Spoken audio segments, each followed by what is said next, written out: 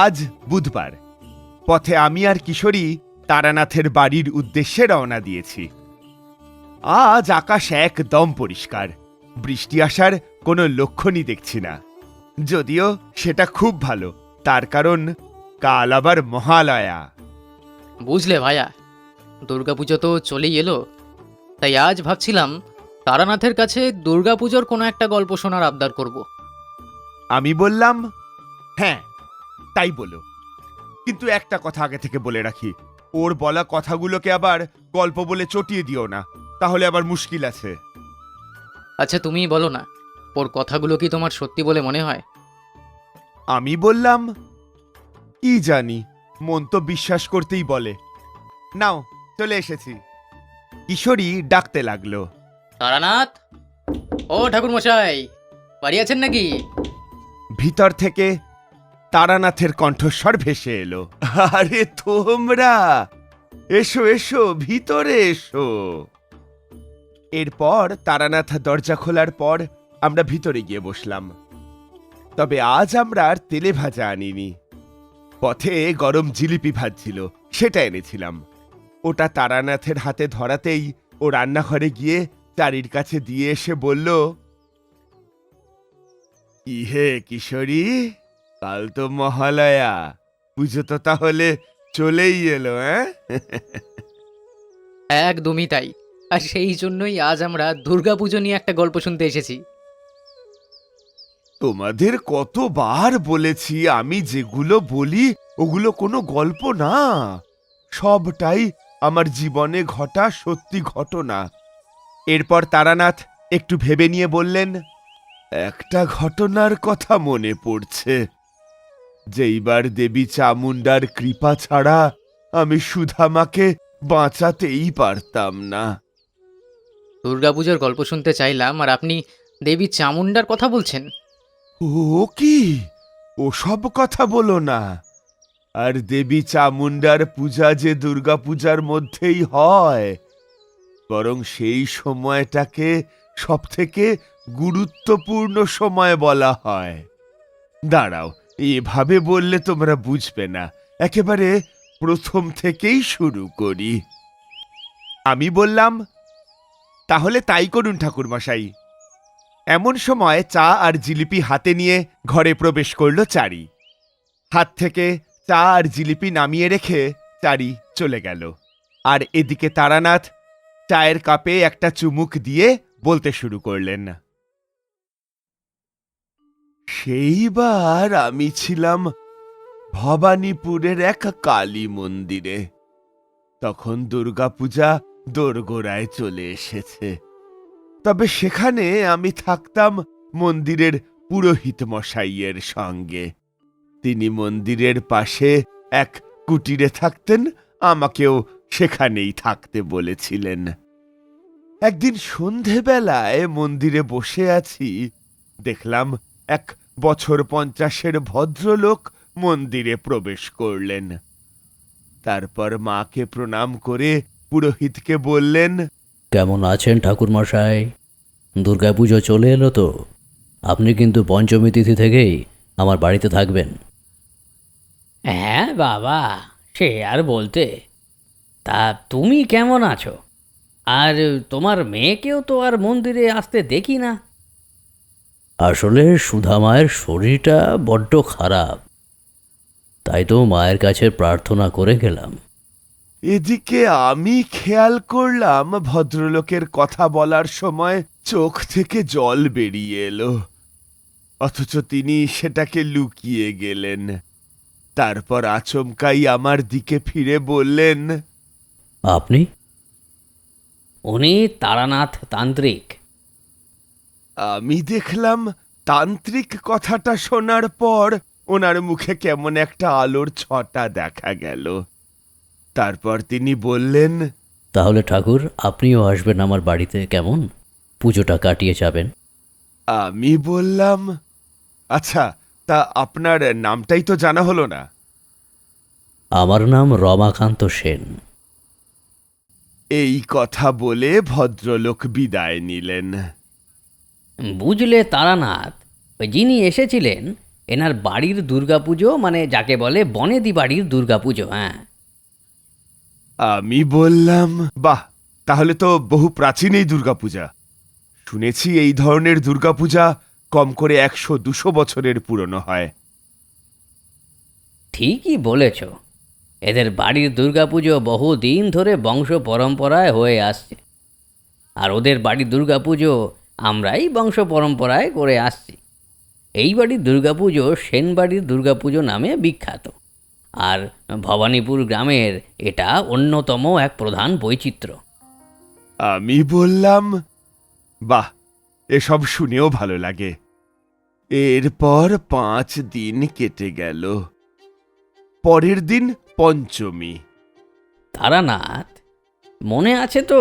হ্যাঁ, কাল আমাদের রমাকান্তের বাড়ি যেতে হবে। পুজোর কটা দিন তাদের ওখানেই থাকতে হবে। তবে আশা করি ওদের তরফ থেকে তোমার যত্নের কোনো অভাব হবে না। আমি বললাম, আমি হচ্ছি ভবঘুরে মানুষ, আমার আর যত্ন। এত বছরের পুরনো দুর্গাপূজা দেখতে পাবো, এই বড় কথা। এরপর পরের দিন সন্ধেবেলায় কালী মায়ের আরতি সেরে আমি আর পুরোহিত গ্রাম্য পথ দিয়ে হেঁটে পৌঁছে গেলাম সেন বাড়িতে। বাইরে থেকে দেখে বোঝাই গেল, সময় বদলালেও বাড়িটি এখনো প্রাচীনত্ব বয়ে নিয়ে চলেছে। বিশাল বড় উঠোন নিয়ে দোতলা একটা বাড়ি। বাড়ির দোতলায় একটা প্রকাণ্ড ঝুল বারান্দা। দেখে মনে হচ্ছে এ যেন বনেদি বাড়ি না, একেবারে রাজবাড়ি। বাইরে উঠোনের ডান দিকে একটা প্রকাণ্ড বড় মণ্ডপ। সারা বাড়ি আলোতে ঝলমল করছে, বেশ সুন্দর লাগছিল। ঠাকুর এখনো আসেনি, তবে হয়তো খানিক পরেই আসবে। কেমন লাগছে তারানাথ? আমি বললাম, অসাধারণ। বহুদিন পর এরকম বনেদি বাড়ি দেখলাম। এরপর আমরা ভিতরে প্রবেশ করলাম। বাড়িতে প্রবেশ করার সাথে সাথেই একটা ঠান্ডা বাতাস আমার গায়ে এসে লাগলো। মনটা কেমন জানি বলে উঠল, এই বাড়িতে যাস না, ভিতরে বিপদ আছে। আমি জানি আমার মন কখনো ভুল বলে না, তবুও ভিতরে গেলাম। আমাদের দেখে রমাকান্ত এগিয়ে এসে বললেন, আপনারা চলে এসেছেন? আচ্ছা, চলুন দোতলায় চলুন, ওখানে আপনাদের জন্য থাকার ব্যবস্থা করা আছে। এরপর আমরা সিঁড়ি দিয়ে চড়ে দোতলায় গেলাম। তারপর সেদিন রাতে খাওয়া দাওয়া সেরে ভালোই ঘুমোলাম। পরদিন সকালে উঠে দেখি মণ্ডপে মা চলে এসেছেন। কি সুন্দর দেখতে মাকে! জগৎ জননী মায়ের রূপ তো এমনই হওয়া উচিত। দেখলাম পুরোহিত মশাই মায়ের সামনে বসে দেবীর বোধন সারলেন। ঢাকি ঢাক বাজালো, ধূপের সুন্দর গন্ধে চারিদিক যেন সুবাসে ভরে উঠেছে।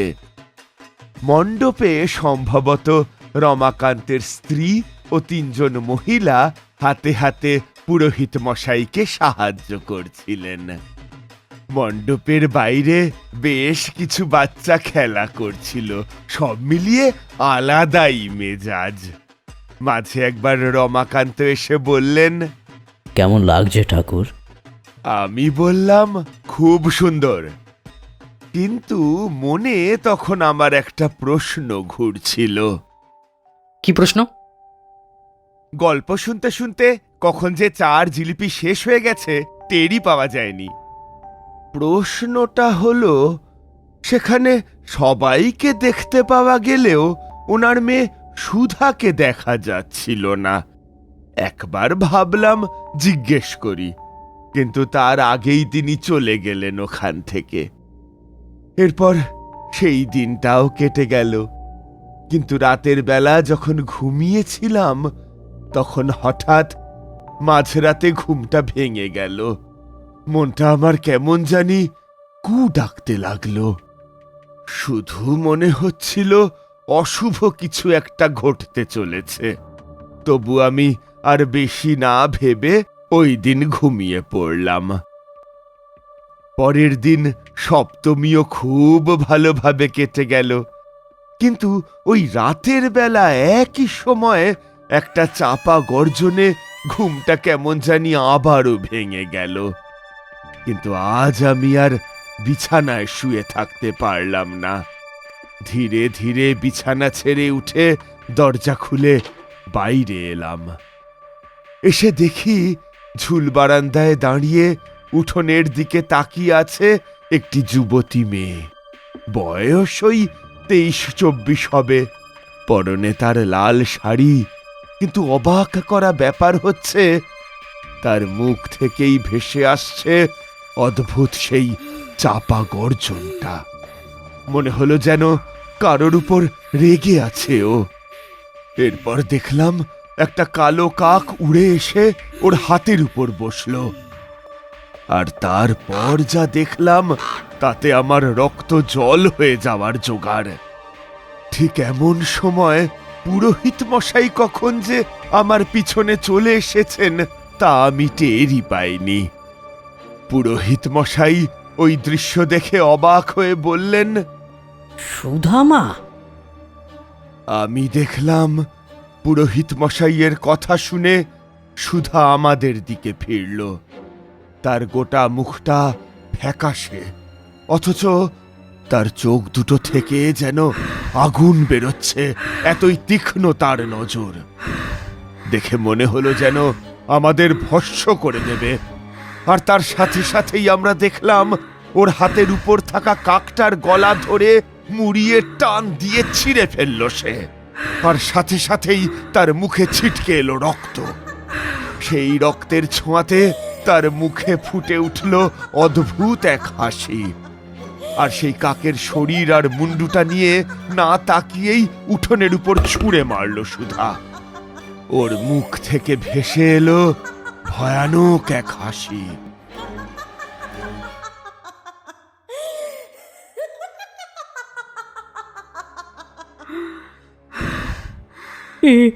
এ কি দেখছি তারানাথ? হ্যাঁ, কিন্তু আমি কিছু বলার আগেই সুধার মা সহ 3 জন মহিলা ছুটে এলেন। সুধার মা ওর কাছে গিয়ে বললেন, মারে, ঘরে চল। তুই এবার বাইরে আসলি কেন? তোর না শরীর খারাপ? এই বলে সুধার মা যেই ওর হাতটা ধরতে যাবেন তার আগেই সুধা ওর বড় বড় নখ দিয়ে ওর মায়ের মুখে আঁচড় বসিয়ে দিল। হে, কি করলি মা তুই?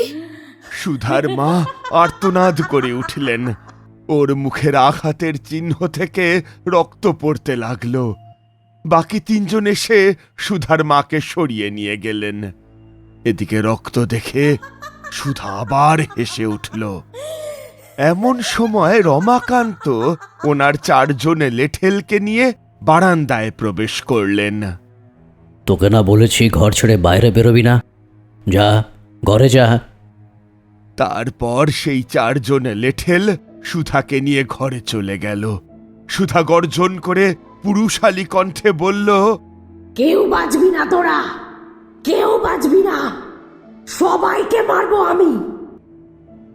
এরপর লেঠেলরা ওকে ঘরে বন্দি করে চলে গেল। সবাই চলে গেলে রমাকান্ত এসে বললেন, আসুন ঠাকুর, ঘরে আসুন। আমরা ঘরে গিয়ে বসার পর রমাকান্ত বললেন, আসলে আমার মেয়ের যে কি অসুখ করেছে বুঝতে পারছি না। শহর থেকে বদ্যি ডেকেও দেখলাম, না, কোনো লাভই হলো না। মায়ের পুজো দিয়েও লাভ হয়নি। কি করে যে মেয়েটাকে বাঁচাবো কিচ্ছু বুঝতে পারছি না। আমি বললাম, আচ্ছা, আপনার মেয়ের অবস্থা কবে থেকে এমন হলো বলতে পারবেন? আজ থেকে 8 দিন আগে আমি আর আমার মেয়ে পাশের গ্রাম থেকে গরুর গাড়িতে করে বাড়ি ফিরছিলাম। তারপর থেকেই আমার মেয়েটা এমন হয়ে গিয়েছে। হঠাৎ হঠাৎ করেই রক্তের জন্য পাগল হয়ে যায়। রক্ত দেখলে খুশিতে পাগল হয়ে যায়। সারাক্ষণ কেমন জানি রেগে থাকে, চোখে মুখে রাগ ফুটে ওঠে। মনে হয় এই বুঝি কাউকে মেরে দেবে। তারপর নিজের মধ্যেই কথা বলে, এই তো দেখলেন ওর মাকে কিভাবে।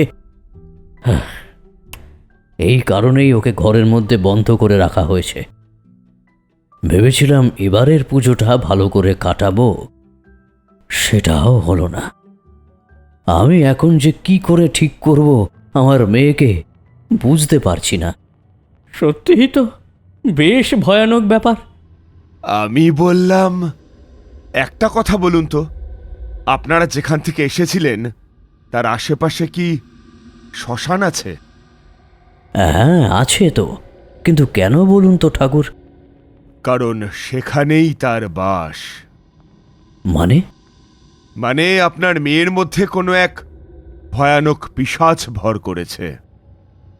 এই কথা শুনে রমাকান্ত আর চোখের জল ধরে রাখতে পারলেন না। কাঁদতে কাঁদতে বললেন, পিশাচ? আমি আমি এরকমই কিছু একটা অনুমান করেছিলাম ঠাকুর, কিন্তু কিন্তু এখন আমি আমার মেয়েকে বাঁচাবো কি করে? দয়া করে আপনি কিছু একটা করুন ঠাকুর। আমি বললাম, আহা, ভেঙে পড়বেন না। এখন এই পিশাচকে কেবল মাই তাড়াতে পারেন। কাল সন্ধি পূজার পর যখন বলি হবে, ঠিক সেই সময় একই সাথে এই মেয়ের শরীর থেকে সেই পিশাচেরও বলি হবে। আর জগতে যতদিন শুভ শক্তি আছে ততদিন অশুভ শক্তিরা কিচ্ছু করতে পারবে না। কথার মাঝখানেই কিশোরী বলে উঠল, সন্ধি পুজোর ব্যাপারটা একটু বলুন না তারানাথ। সন্ধি পূজা আসলে অষ্টমীর শেষ 24 মিনিট ও নবমীর শুরুর 24 মিনিটের সন্ধিক্ষণ। এই 48 মিনিটে সন্ধি পূজা অর্থাৎ দেবী ভয়ঙ্করী চামুণ্ডার পূজা হয়। তাঁর ভয়ানক দৃষ্টি থেকে কোনো অসুরই পালিয়ে বাঁচতে পারেনি। তাই এই 48 মিনিট যাতে দেবী দৃষ্টির সামনে কেউ না এসে পড়ে, তাই দেবীর চোখে কাপড় বেঁধে রাখা হয়। আর খুব সাবধানের সাথে সন্ধি পূজা করা হয়। বুঝলাম। আচ্ছা, তারপরে বলুন সুধার শরীর থেকে কি করে সেই পিশাচের মুক্তি ঘটালেন? আর কিভাবে? স্বয়ং দেবী মাকে সন্তুষ্ট করে তবেই সুধার শরীর পিশাচ মুক্ত হলো। আচ্ছা, তারপর বলি। আমার কথা শুনে রমাকান্ত আর পুরোহিত মশাই দুজনেই বেশ আশার আলো দেখতে পেলেন। তাহলে তারানাথ, এই বিপদ থেকে মুক্তি পেতে তোমাকেও মায়ের মন্ত্র পড়তে হবে, মাকে সন্তুষ্ট করতে হবে। হ্যাঁ, তা তো অবশ্যই। এরপর যথারীতি পরের দিন সন্ধি পূজার সময় পড়েছিল বিকেল বেলা। মণ্ডপে পুরোহিত মশাই মায়ের সামনে তার আসনে বসে পড়েছেন। আমি রমাকান্তকে বললাম, সুধামাকে নিয়ে এসে ওই পিঁড়িটার উপর বসিয়ে দিন। আচ্ছা ঠাকুর। এরপর 4 জনে লেঠেলেসে সুধাকে ওই পিঁড়ির উপর বসিয়ে দিয়ে ওকে ধরে থাকলো। এদিকে আমি বসলাম মায়ের সামনে। মনে মনে মাকে স্মরণ করে পড়তে শুরু করলাম দেবী চামুণ্ডা স্তোত্র। এতে গন্ধপুষ্পে অঙ্গেতেভ্য অষ্টোত্তর শতসংখ্যক দীপেভ্যো নমঃ। এতে গন্ধপুষ্পে অষ্টোত্তর শতসংখ্যক পদ্মোঃ নমঃ। ওং হ্রিং শ্রীং চামুণ্ডায় নমঃ। বুঝতে পারলাম সুধার মধ্যে চাপা গর্জনটা আবার শুরু হয়ে গিয়েছে। একটু একটু করে সেটা হুঙ্কারে পরিণত হয়েছে। তার গলা থেকে বেরিয়ে এসেছে সেই পুরুষালী কণ্ঠস্বর। আমাকে ছেড়ে দে বলছি, না হলে তোদের একটাকেও ছাড়বো না। আমি ওর কোনো কথা শুনলাম না। এক সময় মন্ত্র শেষে মাকে প্রণাম করলাম। ওদিকে পুরোহিত মশাই একটা লাউ নিয়ে তার গায়ে আলতা মাখিয়ে মায়ের নামে সেটাকে বলি দিলেন। আমি গিয়ে সেই লাউয়ের উপর থাকা আলতা হাতে মাখিয়ে মায়ের সামনে গিয়ে প্রণাম করলাম। অবিশ্বাস্যভাবে পূজা সফল হওয়ার পর মায়ের পা থেকে নিচে একটা ফুল পড়ল। সেই ফুল নিয়ে গিয়ে আমি সুধার কপালে ঠেকিয়ে সেই মন্ত্র পড়লাম, যেটা দেবী চামুন্ডার সামনে পড়েছিলাম।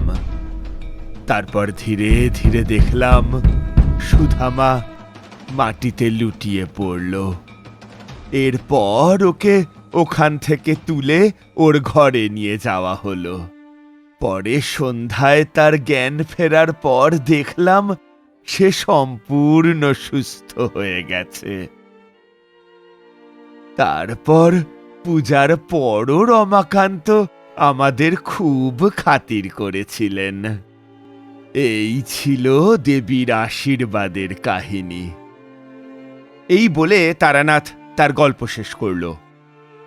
সত্যিই মায়ের আশীর্বাদ থাকলে পিশাচের কবল থেকেও মুক্তি পাওয়া যায়। গল্প শেষে আমি আর কিশোরী তারানাথের বাড়ি ছেড়ে বেরিয়ে পড়লাম।